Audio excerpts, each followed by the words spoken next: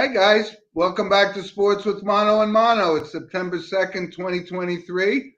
I'm here with Eli, and we have a very special guest going to be joining us this morning. ESPN anchor and SportsCenter anchor Arda Ocal, and looking forward to having him join the show. Eli, how you doing today? I'm doing good. How about I'm ready to go. It's another fun weekend. We're one more week closer to football. Yep. And first and foremost, I need to apologize to our loyal listeners. We had some technical issues last week, which the second half of our show, didn't roll on cue. So I deeply apologize. It's the world of technology, and yes, but it was beyond our control, and we want to thank you guys for just sticking with it. And we will promise that today's show will work better.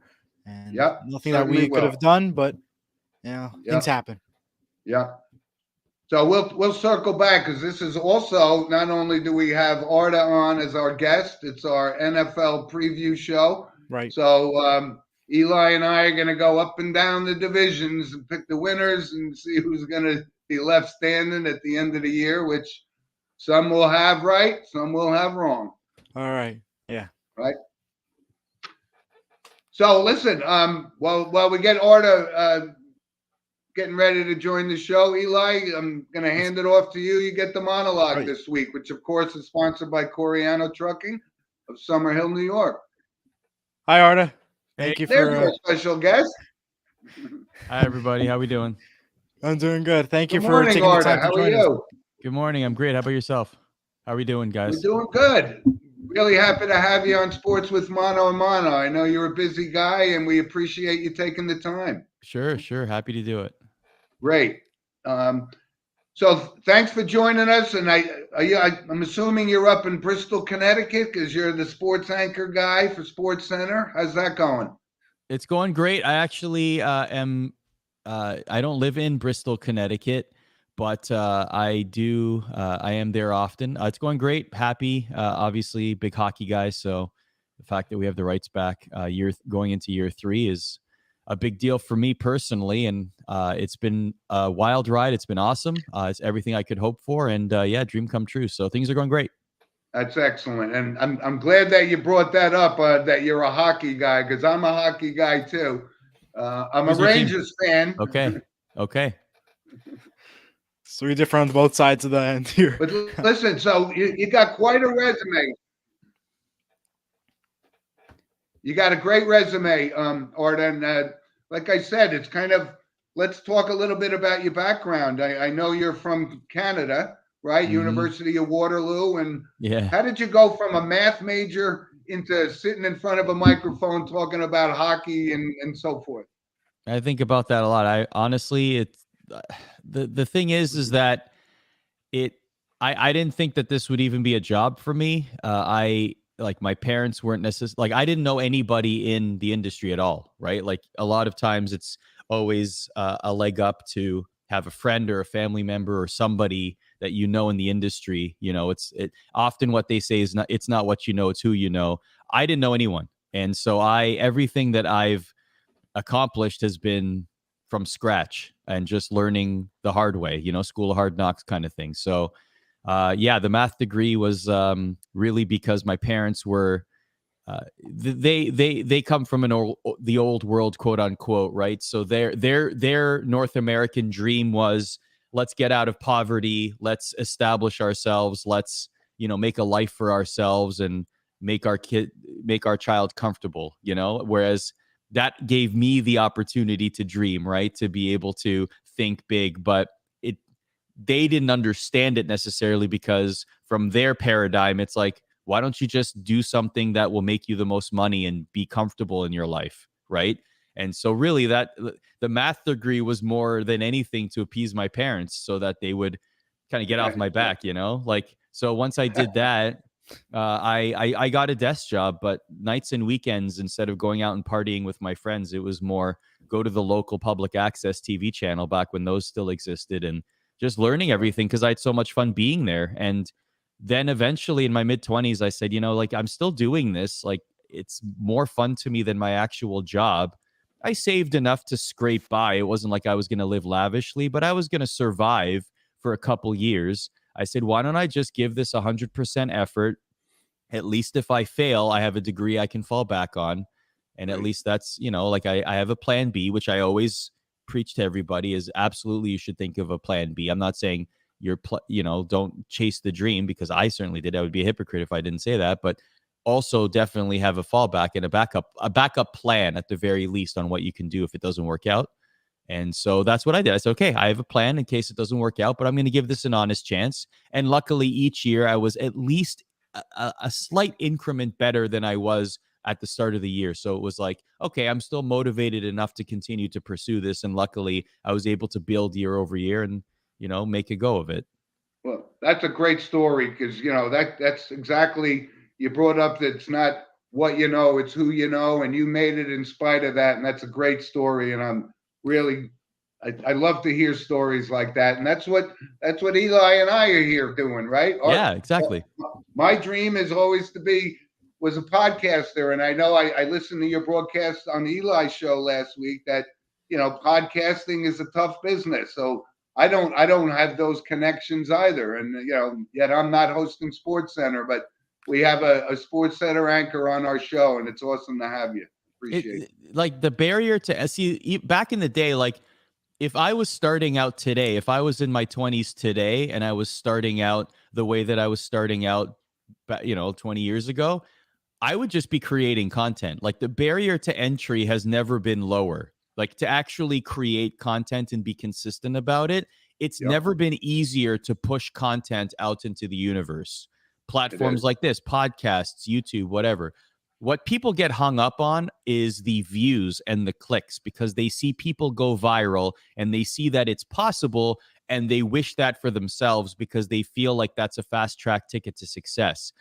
It will get you noticed if you do go viral or if something pops off, but the long-term visibility, the long-term success, the durability of it burns people out very quickly because once they achieve success very early, they expect it to be at that level forever.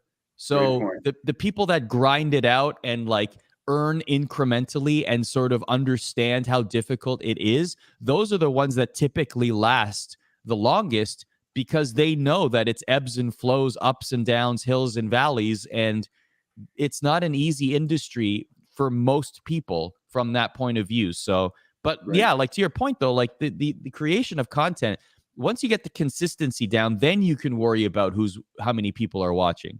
Yes, that's a great point because you know what? I've been doing this. Mano and Mano was myself and my brother, and my brother's no longer able to do the show. But come hell or high water, no matter where we are or what we're doing, I have not missed doing a show for Mano and Mano in over 4 years. That's awesome.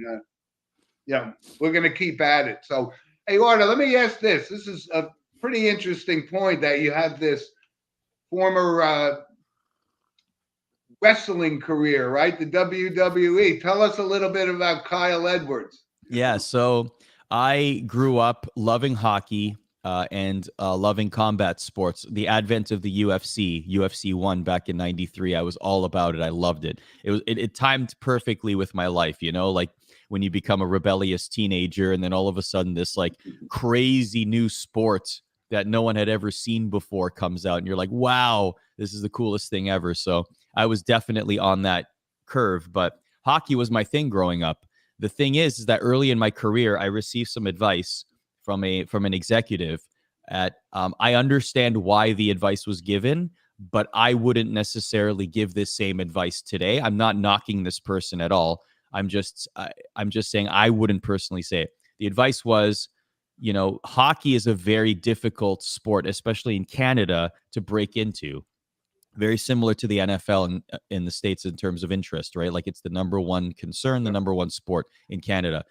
Even if a job becomes available, there are dozens upon dozens, maybe hundreds of people that are vying for those jobs. So the best thing you can do for yourself earlier in your career, this is the advice that I received, was find the road less traveled, find a lane of your own. And that's why I started to gravitate to pro wrestling, because I felt like, okay, I know I loved pro wrestling growing up.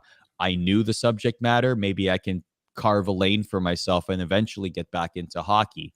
The problem is that you can also get pigeonholed as quote unquote the wrestling guy. And while for a while I was okay with that because I wanted to, I had an aspiration to get to WWE once I immersed myself in the pro wrestling bubble.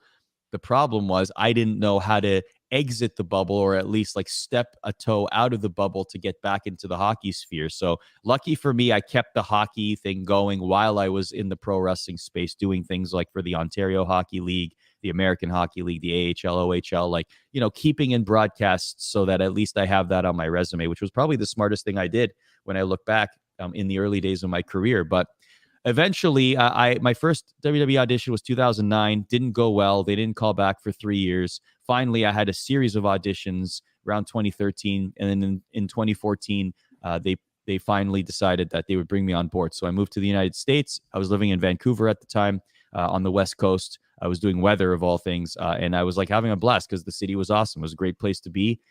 Weather was awesome. The activities were awesome. Like, just Vancouver was a great city. It was dope. And so I moved to Stamford, Connecticut, did WWE for 2 years.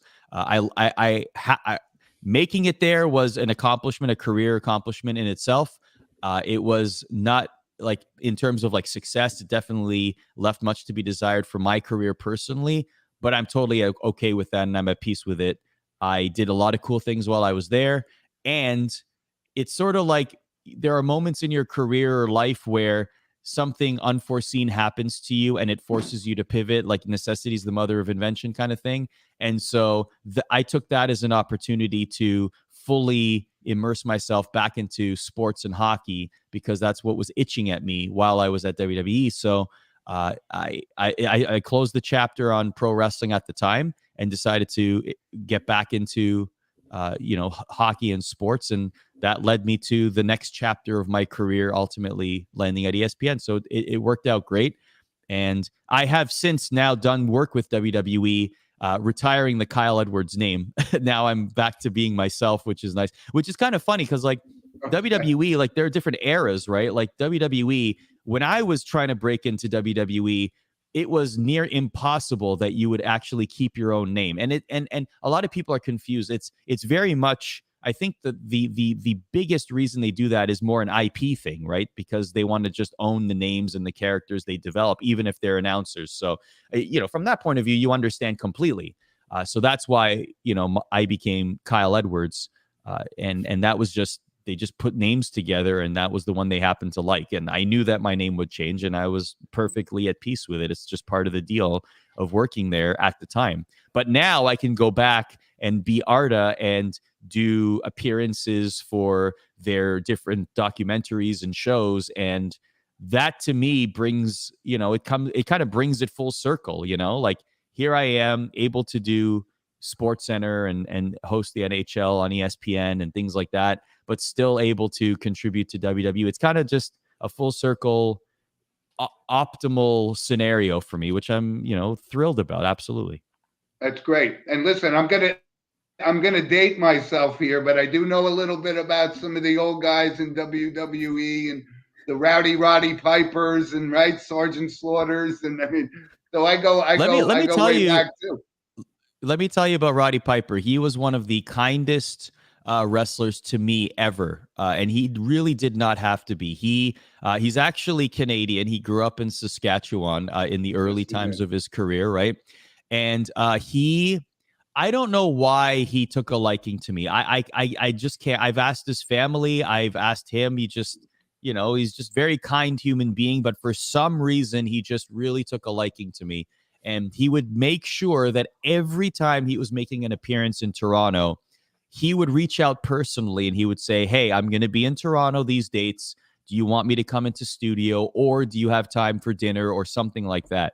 And I would always make time because I always wanted to see Hot Rod. He was one of my favorites too growing up, like he was a true villain, like he relished the idea of people absolutely hating him. And I will maintain that Hulk Hogan and Hulkamania would not be as popular as it is if not for the strength of Roddy Piper as a villain. you need an equal hero and villain, because if the hero's just beating up villains you don't care about, that doesn't matter. But Hulkamania beating, Roddy Piper or Hot Rod, and how hated he was, that's what really made Hulkamania and turned it into the mainstream juggernaut that it became in the 80s for sure. But Hot Rod would go out of his way to talk about me to people at WWE, and that really helped me get noticed by them in the first place. So I have nothing but love for Roddy Piper. He was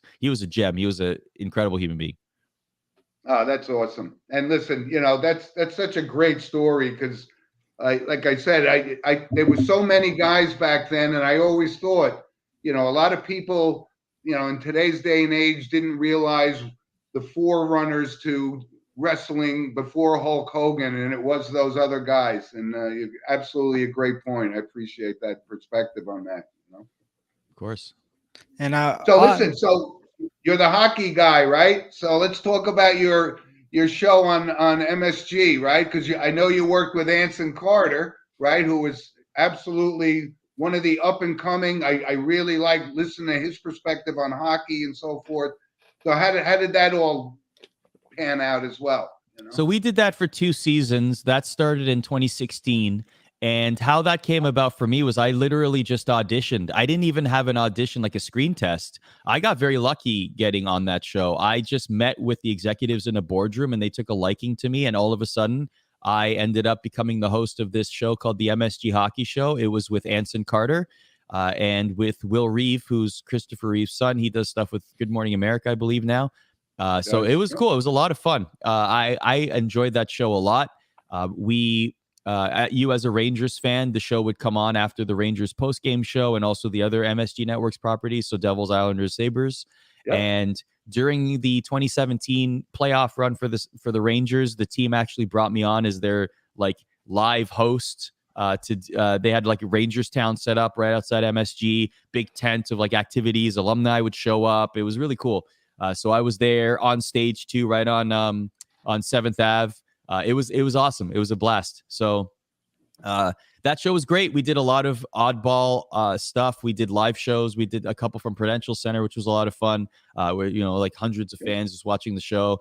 It was just great. But for me at that point, though, that was my first my first non-pro wrestling gig after WWE, and it sort of reintegrated me back into the hockey space and really gave me the confidence to apply for different hockey opportunities again, because I had all that experience years ago, but then I took a break from it when I got to WWE, and then now I was able to come back and be reintegrated into the hockey space, which I really appreciated, because ultimately, hockey was my thing growing up. So it was that came at such a great time for me. Wow, that's great. So are you a Canadiens fan or a Maple Leafs fan? You got to be one or the other, right? Grew up a Leafs fan, but honestly, when you start working, when I was at MSG, you root for the teams you cover, in a sense, because you just want to. Well, first of all, you want to keep working and see them succeed, because you'll be around them if they win. Right. That would have been great to cover a Stanley Cup parade and be in the room when the Stanley Cup is being celebrated, right? That would have been amazing. But yeah, really, once you start working games, you have your fandom from when you were growing up, but now covering at ESPN, I still have an affinity for the Leafs, sure, but it's more I want exciting games so people will love hockey, So that to me is more important than anything. Gotcha. Go ahead, Eli. All right, I'm going to start with this. You are a big Star Wars fan, and you just did a podcast about Ashoka on ESPN just the other day. Tell us a little about your Star Wars fandom and how you brought that into ESPN and did a show with it. Star Wars is the best. That's really all there is to say.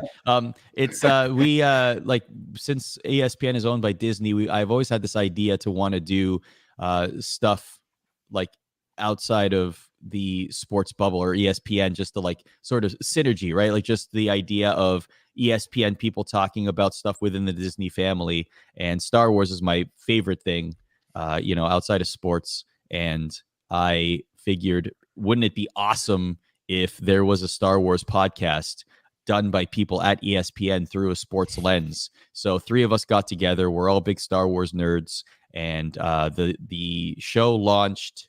It was a process. Like, we definitely, went through iterations, and we finally we were able to launch the podcast at the end of Andor, at the end of The Mandalorian.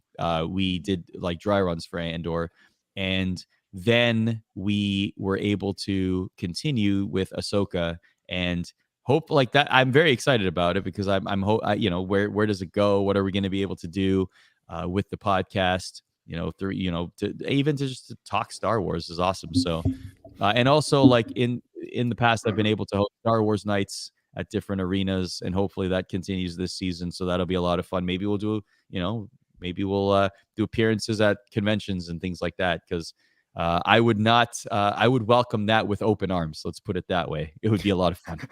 Oh, that's cool. And moving to my next question.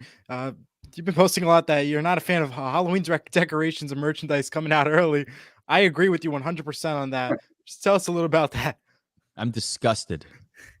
I'm absolutely disgusted. There should be a standard rule for when decorations at the supermarket or at different like HomeSense and other places, whatever. This is not brand specific, okay? With apologies to the people at HomeSense. I'm not singling you out. I'm saying every store does this, okay? Right.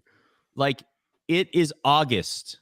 It's September now, but like in August, I should not be seeing Halloween decorations. In September, I should not be seeing and like, wait your turn. Like, I've already seen some Christmas stuff out there. Right. We have Halloween and Thanksgiving to get through, and you're telling me that I'm already thinking about my Christmas tree? What is this nonsense? Stop it now. This is ridiculous. What's next? You're going to give me Easter stuff all year round? Like, come on.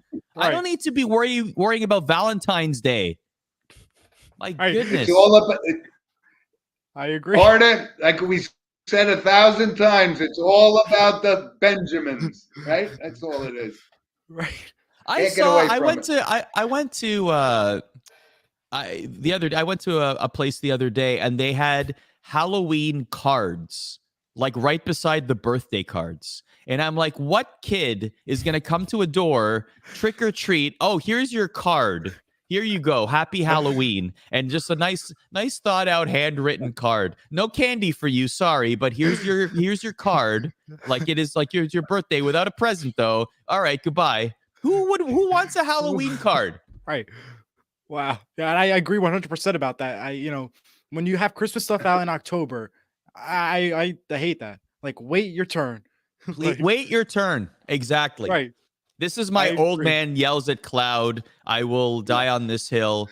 I do it mostly for the memes on social media, but still, like, even I have one actually I'm going to tweet today. I saw a bunch of Halloween stuff. Like, there's the Halloween branded cereal and there's other Halloween branded stuff at the supermarket now. And I'm like, September 2nd, I might give it a pass, but like 8 weeks is still a little too far out for me. Like, it should be like 5 to 6 maybe. I got you. And one last question I'll throw out there. Well, listen, when you sound like when you got a passion, you stated, right? Great. And one last question for me. ESPN announced their broadcast schedule the other day. What games are you most excited to cover for ESPN, or if where you'll be at? I mean, the All-Star game is always fun. Opening night, we have a triple header this year. There's another triple header, but there's one night at the end of October where every NHL team is going to be playing. I believe the staggered starts are 15 minutes apart.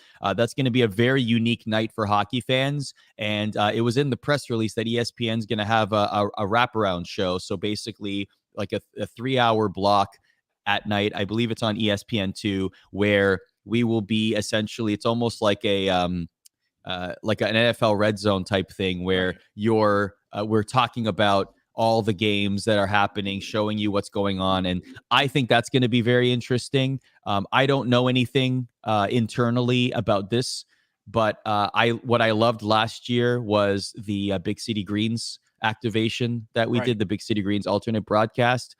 If something like that were to happen again, I think that would be fantastic. I loved watching it. I was actually part of the screen tests for that, so I got to see it firsthand, and I loved it. I thought it was the coolest thing ever. So, and I agree with that. I wish that they would do more games and interact with more like characters, and hopefully they do a Star Wars for you, because that would be cool to see a Star Wars version of it.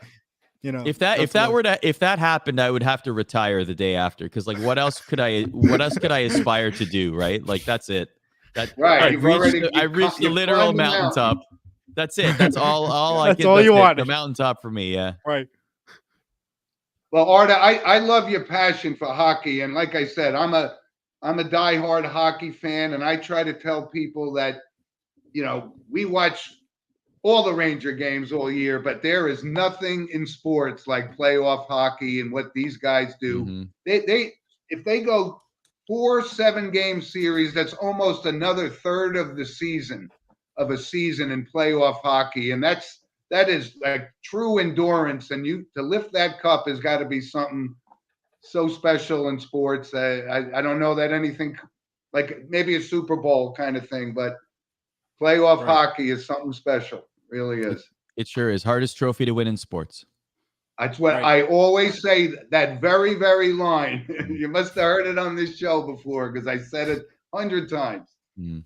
Hey, Arda, before we let you go, I just I know you have a very strong passion for some charity work and stuff. I know you've done things for the March of Dimes and the Kidney Foundation. So tell us a little bit about that and why that's so passion focused for you.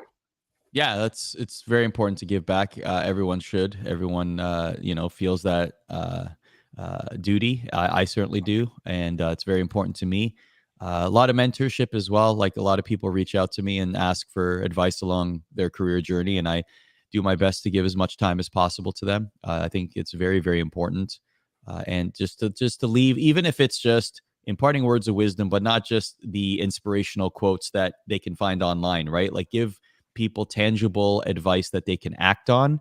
And I do believe that, like, I think one thing, a big misconception is a mentor is not somebody who helps you find the job or unlocks all the doors for you. They could do that. And some mentors do in fact do that. But the biggest thing that a mentor should do is they should provide you counsel on whatever point you are in your career or questions that you have that you just can't, you need an ear for, or you need expert opinion on. That's where a mentor comes in, because they are able to help, collect your thoughts, parse your thoughts, change your paradigm if you need it, but also leave you with some actionable items that you can do, teach a person to fish instead of giving them a fish kind of thing, because that's going to be way more valuable. And I find that a lot of people feel like they should just have people that hand them jobs. That's not how the world works all the time for a lot of people. So, to have a group of people that will assist you in your careers is very, very, very important. So that's something that I care about.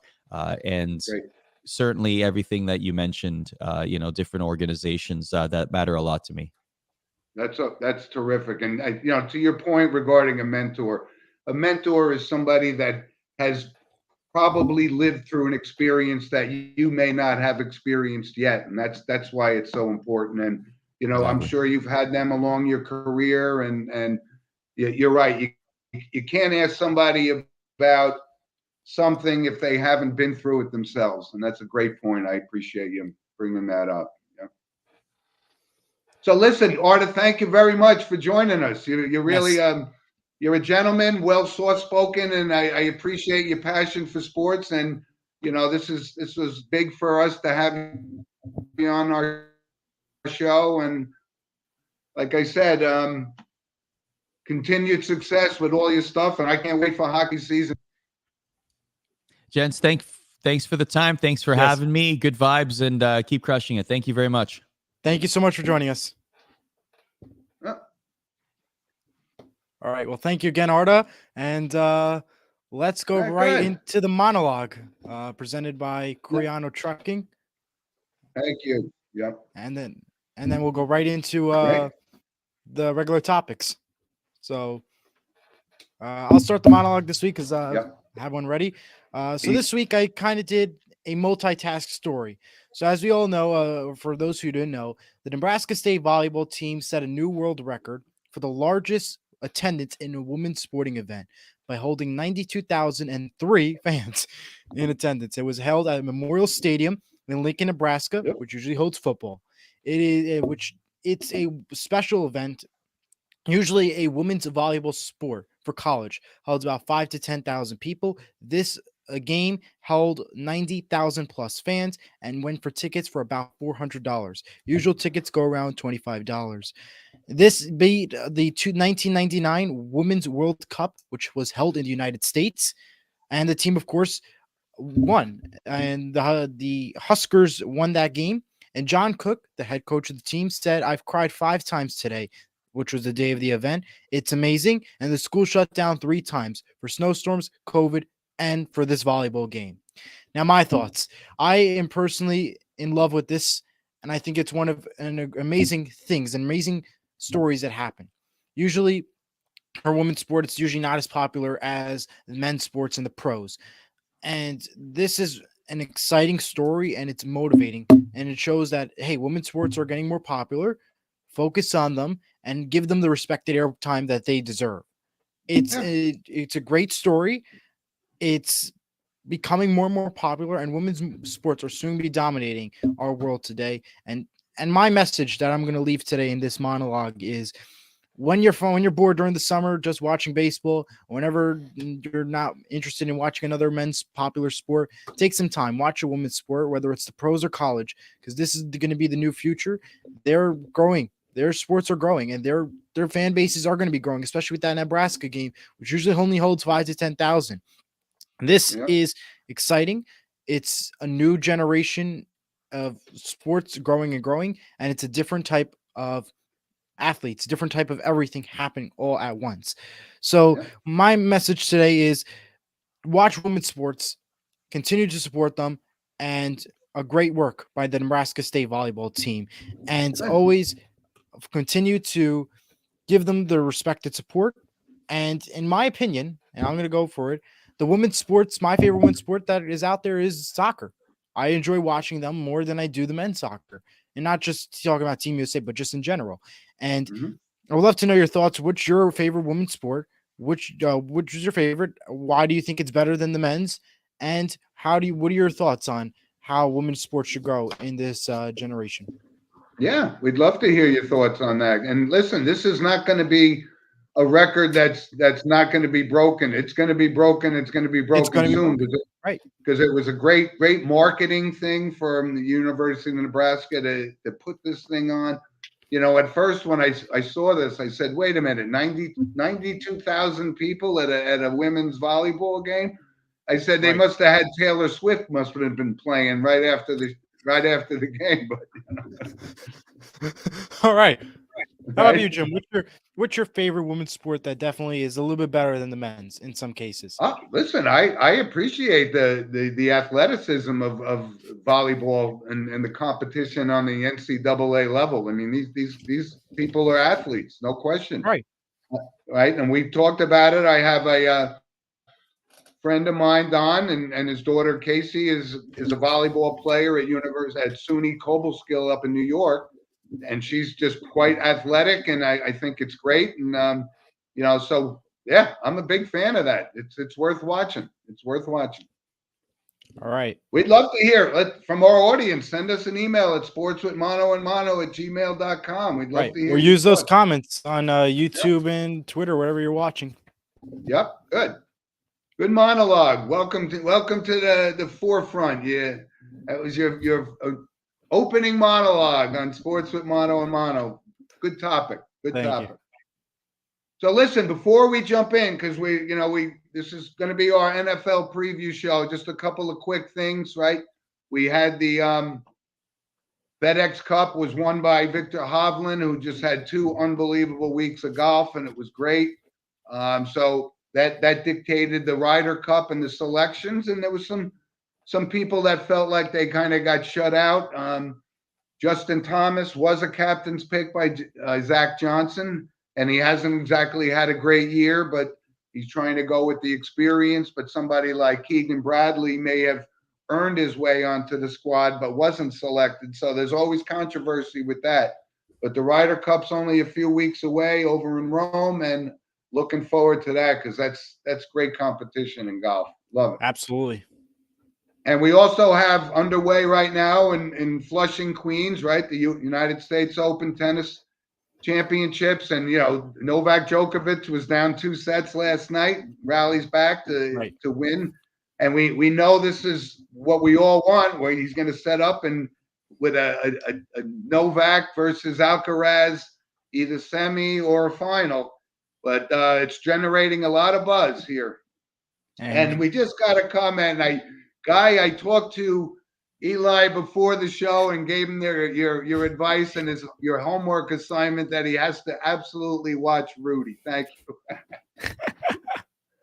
you. Anyway, so let's move on, Eli. It's the NFL opening season of 2023. Opening day starts Thursday, and myriad of games. And let's talk about it. Let's go down, and we'll start in the NFC. And let's start in the NFC East. And I think it's this to me doesn't seem like a hard one to pick because I think Philadelphia is probably the best team on paper in the NFC. But listen, the Giants are improved. You never know what you're going to get with the Cowboys. I don't think you have to worry a lot about Washington at this point because they got some reparation work to do after this whole Dan Snyder era. But Sam Howell has been picked as the quarterback, so they could surprise, But I'm going to go with Philadelphia, obviously, to win the division. I think the Giants could win 10 games. Cowboys could win 10 games, but I don't think either one of them is going to be enough to beat Philadelphia for the division. What's your thoughts? Here's my thoughts. Well, with Washington Commanders, you could worry about them, but not fully. Yes, I was going to announce and run the points. Washington Commanders sold out their first home opener game, which would never happen before. That sold out that game. So you could worry about them, but not really because the preseason did go okay with them. But yet again, preseason doesn't count. I have them going 4th in the division, going 7-10 is my prediction for them. Now, I'm going with the New York Giants to win the division. Now, why? Not Philadelphia. Dan Graziano mentioned a great point when he was on our show, the 12th Horseshoe, the other day, which you watch on Search Sports.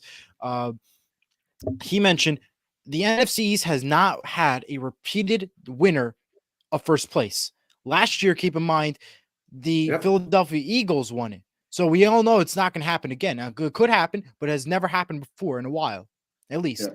So that is why I'm going with the New York Giants. The New York Giants are the team to beat this year, and I'm predicting them as 11-6. Eagles going second with 10-7 record, and the Dallas Cowboys 8-9. Wow. Okay, that's bold numbers there. Wow. Okay.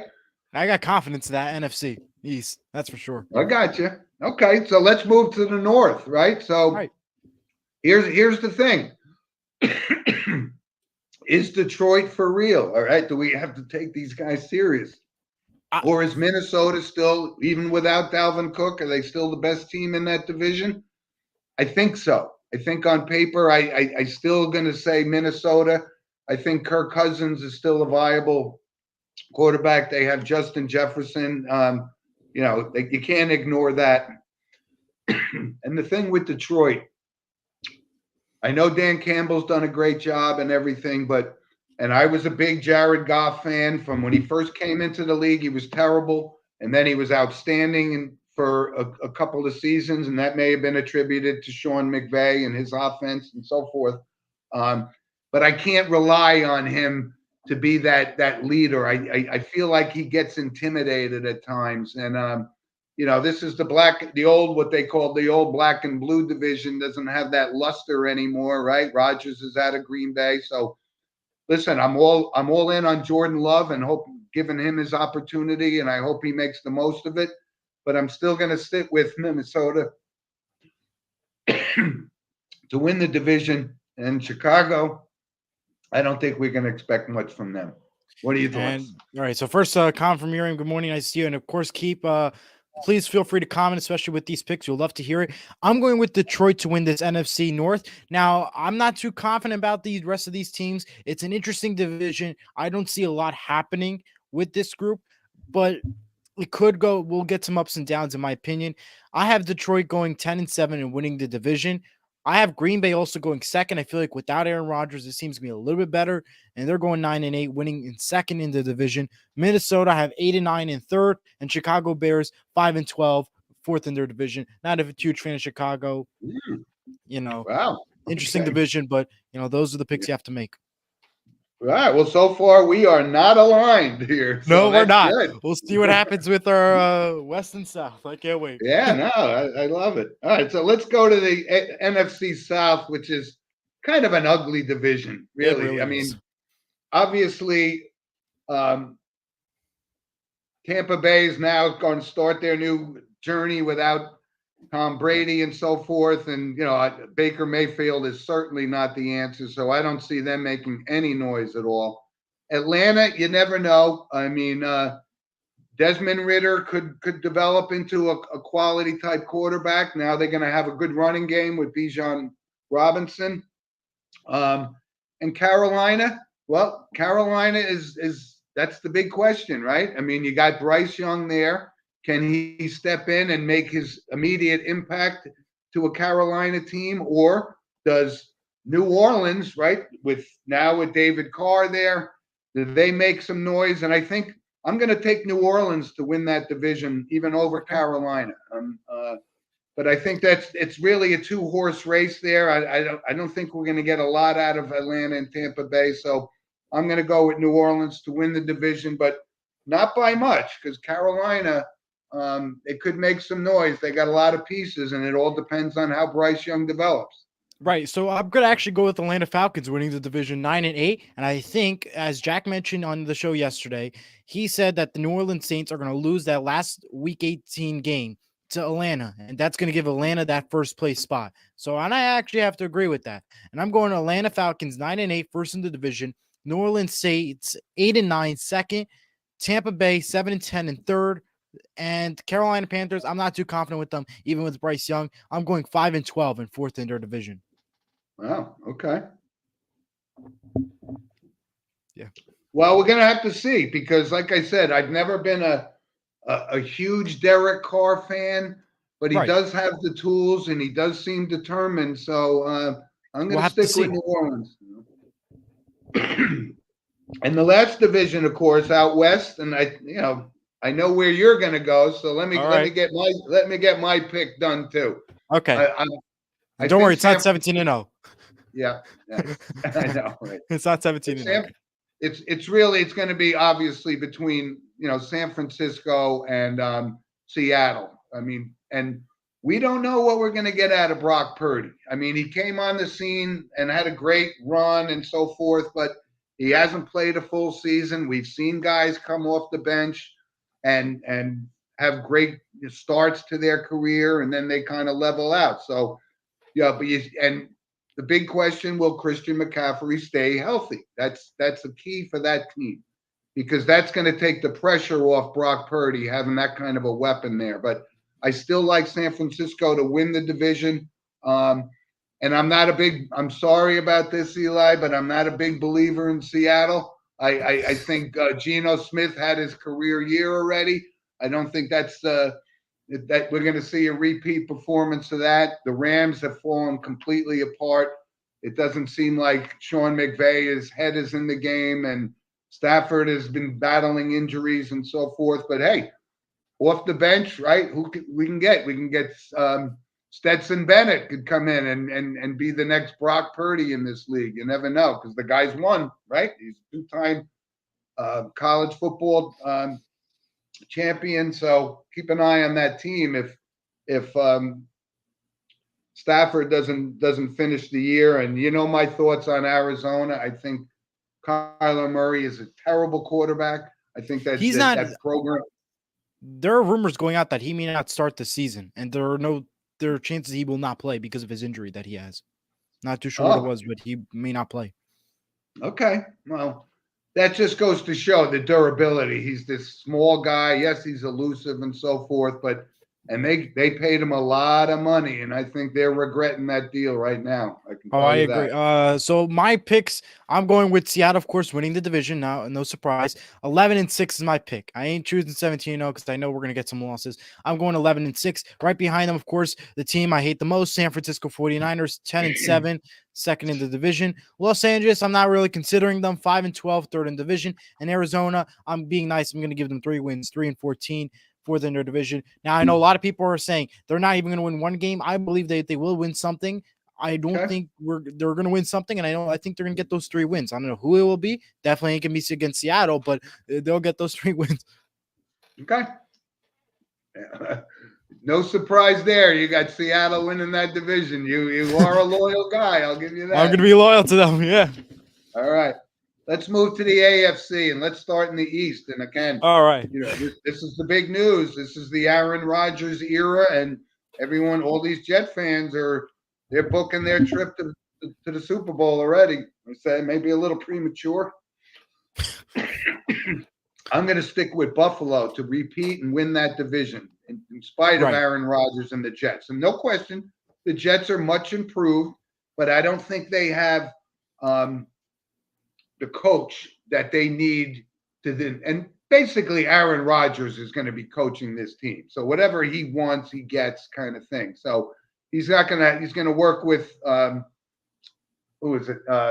Nathaniel Hackett and so forth. And there will be a much improved team. I look for them to probably win 11 to 12 games. But I think Buffalo is still the class in that league. And Miami, my thoughts on that. I don't see them being a formidable team. Tua is going to be questionable whether he can stay healthy. And I never even thought, that he's this top caliber quarterback anyway. And New England, you just don't know what you're going to get. Can Mac Jones develop into this player that they thought he was going to be? I'm not sure. Maybe the Belichick era is starting to wind down a little bit. They're going to be, the big loss will be Devin McCourty retired, so he's not going to be back with the team. So we'll see how that goes, but I'm going with Buffalo to win the division. All right, Guy Coriano just said Hall of Fame. All right, so this is where I'm going. I disagree and I agree Buffalo's going to win the division. They've had repeated it twice already since last year. Buffalo Bills are going 13-4, first in their division. I'm going with Miami in second. I have more faith in Miami than I do with the New York Jets, and I'm going to be a little nice with them. I'm going with 12-5 and second in their division. I'm putting New York Jets in third. I'm going 8-9, third place. Now, I'm not a huge fan of this New York Jets team. You know my thoughts about it. They ain't winning a Super Bowl. They ain't going to the playoffs. I have them missing it in my predictions here. I do believe, though, the coach for the New York Jets, I can't think of the name right now. He's Robert Saleh. Thank you. Robert Saleh has been doing a great job all year round, and he's going to continue to do that. Yes, Aaron Rodgers is going to get what he wants, and there is no doubt about it. But we all know Robert Saleh wants to add some flavor in there. It doesn't want to just make it a full Aaron Rodgers show. Because remember, Aaron Rodgers only won 1 Super Bowl with Green Bay, and he didn't do a whole lot. He did stuff, but not a lot. And I'm going with New England Patriots 7-10 and fourth in their division. Okay. All right, so we at least agree on one. We got Buffalo winning the division. All right, well, I think we're going to agree on the next two, but let's see about this. Right, so the next two, obviously, is the AFC North with Cincinnati, Pittsburgh, Cleveland, and Baltimore. I think we know who's going to finish at the bottom. That will be the Cleveland Browns. Right, no and question. I think the obvious choice is Cincinnati. And again, I mean, that all depends. If Joe Burrow is healthy, then and plays the entire year, they walk away with that division. I don't think much of Lamar Jackson. I think that whole relationship with the whole with the Ravens organization is broken. I don't know that he has that passion to win like Joe Burrow does. So I'm going to go with them. But my sleeper team, and I think Pittsburgh. I'm really liking the development of Kenny Pickett. I think he's going to be a really good quarterback in this league, and Tomlin is as good a coach as there is. So don't dismiss them completely. But I think if Burrow's healthy, Cincinnati wins that division with at least 12 wins. So when it comes to Cincinnati and Joe Burrow, obviously he's practicing already. If he continues to stay healthy in preseason training camp, whatever you call it, he's been practicing, so he'll be good just for the start of week 1. But now the other question is, there has not been a contract extension for Joe Burrow. Will it get done before Sunday's first game with Joe Burrow? That's the other question we need to keep in mind about. Now, I don't think it has to get done. I don't think it has to get done. And I think Joe Burrow's going to still play, but I don't see him in another uniform. That's just a different argument for another day. I'm going Cincinnati to win the division, 13-4, first in their division. Baltimore having second, 9-8, and Pittsburgh I have 8-9, third, and Cleveland I have 7-10 and fourth. Okay, good. So you got, we agree on that one, I guess, obviously. Right. So when we go to the AFC South, right, this is kind of, it's actually an interesting division, even though I don't think there's a clear team that stands out in that division. I mean, if you had to pick one, you would probably say Jacksonville because of Trevor Lawrence, and he's starting to develop into a quality quarterback. But I think Tennessee still has a lot of weapons, and I really like Vrabel as a coach. Can I count on Ryan Tannehill? No, I cannot. But if something happens to him, it's wide open. I'm actually going to take Tennessee to win the division. Wow. I don't think Jacksonville is quite there yet to make a noise and win 12, 13 games with Trevor Lawrence. I think they still got some rebuilding to do. And listen, Indianapolis, we don't know what we're going to get with Anthony Richardson. There's no doubt he's an incredible athlete and so forth, but this is Steelers America's team. Well, he's a Pittsburgh Steelers fan, but like I said, I'm not ruling just those like guys Bobby. out. Yep. Right. All right. Go ahead. I'm going to go with Jacksonville winning the division. Jacksonville went to the second round of the playoffs.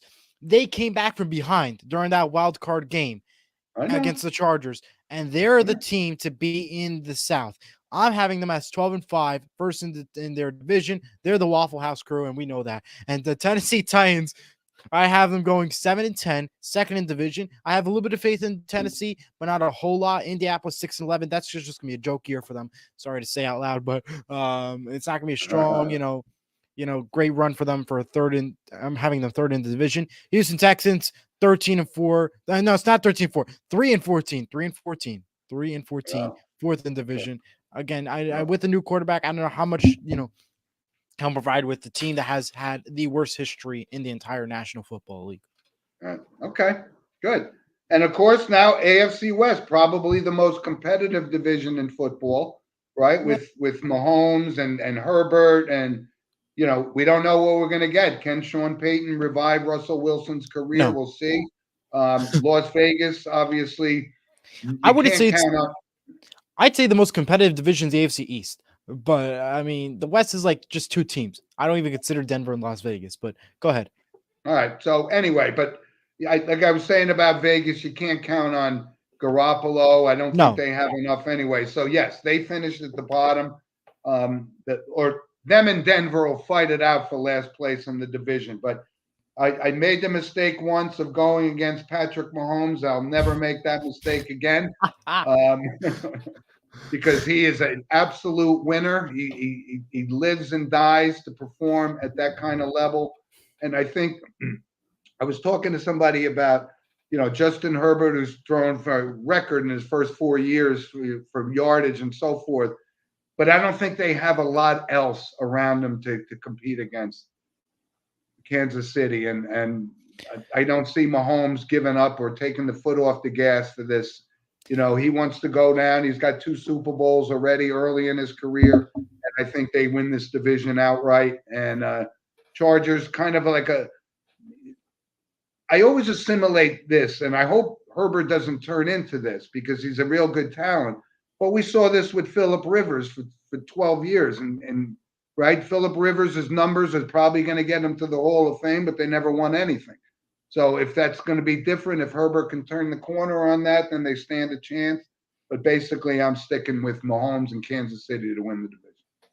No surprise there. Mahomes is going to be the leader and the winner of the division, 14-3 first, of course. There is no shock there. There is no surprise there. Now, what I don't want to see them, I don't want to see Kansas City in Super Bowl again, but I'll have my Super Bowl pick in just a minute. Chargers, I'm going 11-6, going second in the division. I have faith in those Chargers. I'm going to be right behind Kansas City with a little bit of competition. Vegas, I have 7-10 in third, and Denver Broncos, 6-11, fourth in their division. Denver is just an okay team. Even with Champagne, I don't see them going far at all, and yeah. Okay, good. And for my Super Bowl pick, I'm going to just do a Super Bowl pick. Bengals, Seahawks. Seahawks winning against the Bengals, 28-21. Seahawks are the winner. Okay. Well, Fabio, what do you got? What's your Super Bowl pick? Well, obviously, I said I could never bet against Patrick Mahomes, but I think this Joe Burrow has this burning desire to get a Super Bowl. So I'm liking them to make the Super Bowl and meet Kansas City again. But shame on me if I'm wrong on that. But I think Joe Burrow has this burning desire. He wants to be known as one of the great ones, and in order to do that, you got to win a Super Bowl. And in the NFC, I honestly, I mean, I really have to pick Philadelphia again to make the Super Bowl. I do. I just see the talent on that team. They had some, couple guys left via free agency and so forth, but I think they're a really talented team, and obviously it's all going to depend on Jalen Hurts. So we'll see is he this kind of player that we think he is. And listen, if they're paying him all that money, like I said, Joe Burrow will get the next big contract in the NFL. Right. So Philadelphia, Cincinnati Super Bowl. All right. Right. Good anyway, work. So let's move on to real quick because we're running out of time here. The baseball season is pretty much done in New York, right? So some good division races still going on. But just what a shocker about how the California Anaheim Angels, I still call them California Angels, have fallen apart after making all these trades, and they basically all the trades that they made, they waived those guys anyway. So, but here's an interesting point I wanted to bring up. There is good things, with the Mets having this kind of tough season. We're getting to see the young kids play, both for the Yankees and the Mets. They're bringing these guys up. Jason Dominguez hit his first career home run in his first at bat off nobody less than Justin Verlander yesterday. So that was pretty cool. And there's all this conversation going on about, will the Mets keep Pete Alonso? Will they sign him? Absolutely. There is no question about whether or not to keep this guy. I mean, why are we even talking about this? Right. There's no question. He's going to stay. And if they don't stay, the Mets are done. I mean, he's going to get a lot of money. He's going to get a lot of money. The money's going to be the issue. How much is the Mets willing to give up to pay for him? And will it be worth it? I think it will be, but depends on how much you spend for him. Yeah, we'll see. We'll see. And also, to finish off with MLB, Ronald Acquan Jr. for the Braves was the first player to ever hit 30 home runs and 60 stolen bases in a single season. Want to throw that out there. And the Little League World Series concludes with El Segundo, California, winning it. And it was a beautiful hit by Luis Lepay for a walk-off. It was actually almost like a pro hit. It was that good. I was watching that game. It was really amazing. 6-5 was the final.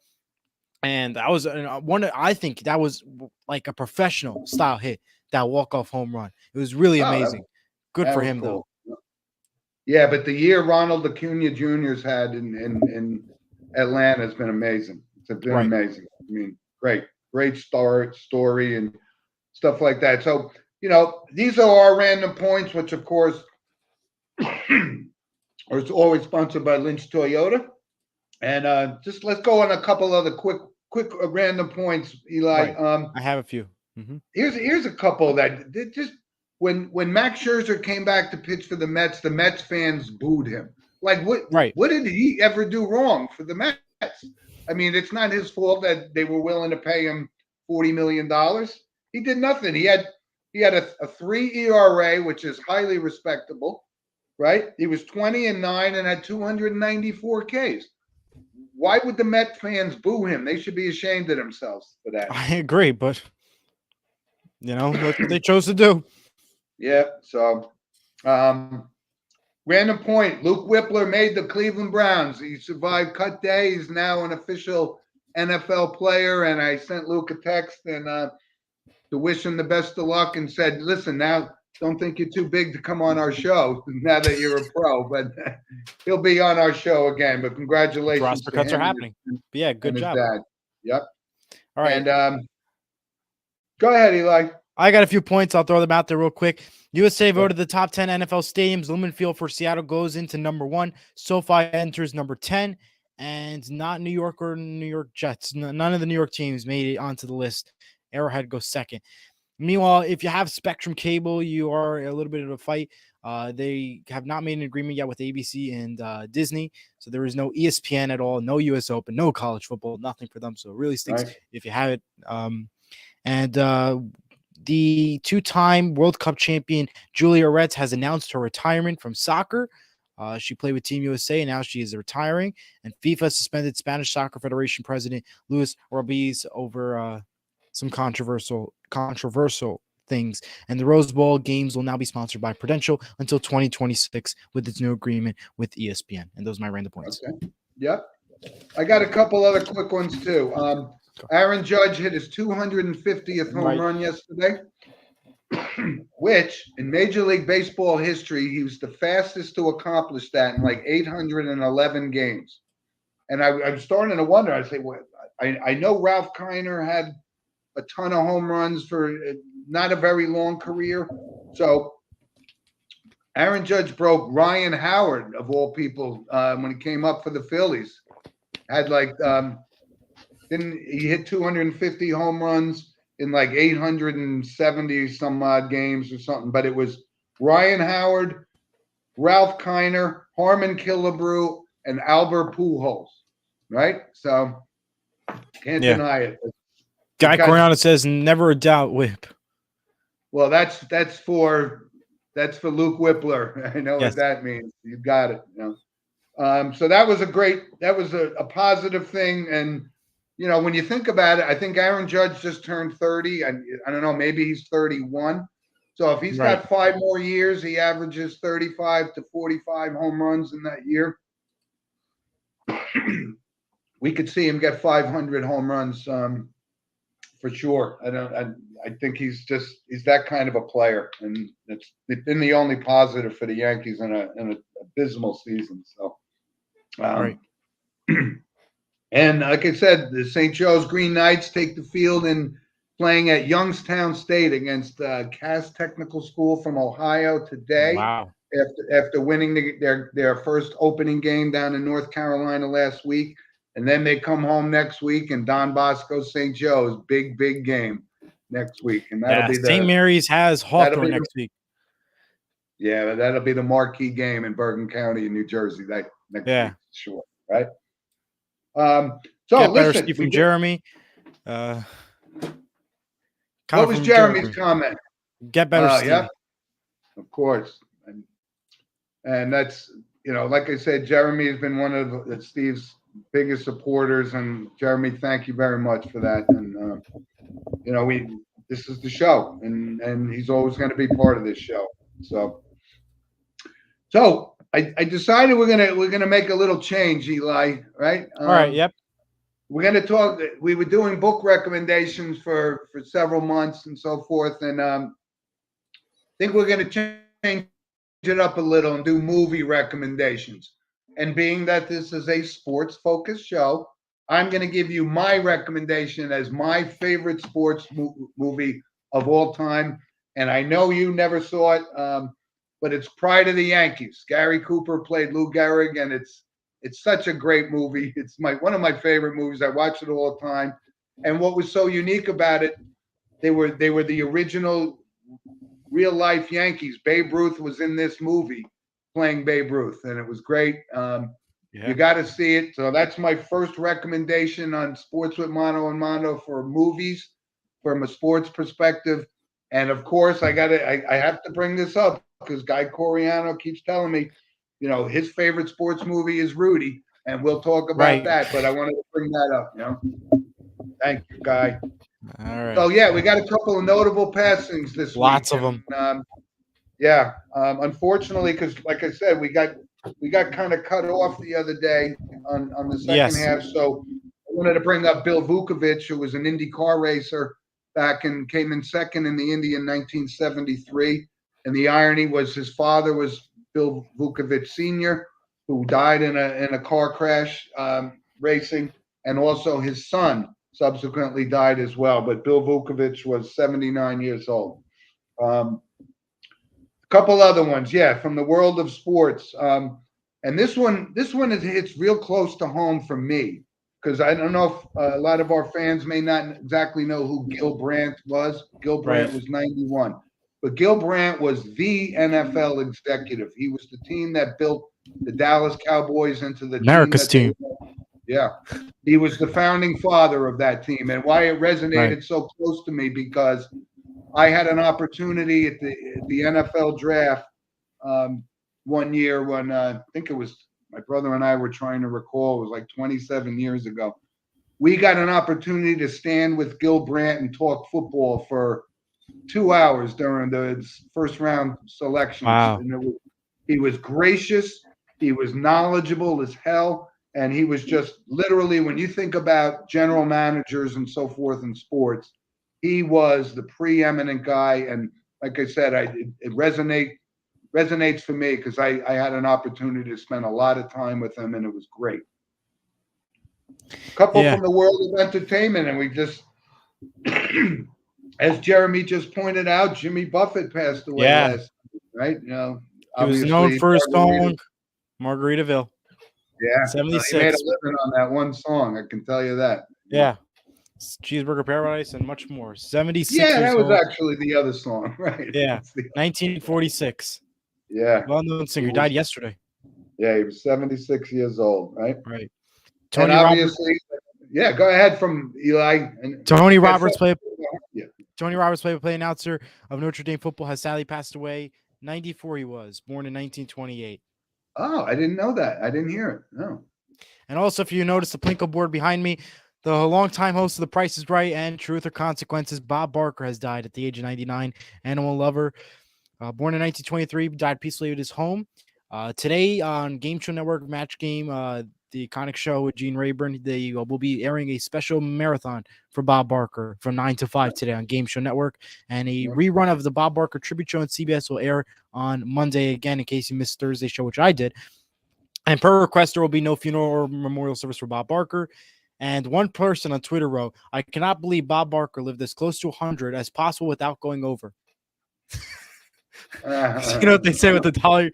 Oh, that's funny. That's the Price is Right joke, right? It was the tweet of the year. He racked up over 6 million views, that guy. For that's pretty funny. And Bob Barker would always want to make sure that you have your pet spayed or neutered. Hey, that was his line. And one of the best in my Bob Barker, you talked about it. He was an animal activist. He really dedicated his life to that. And not just a game show host. Right.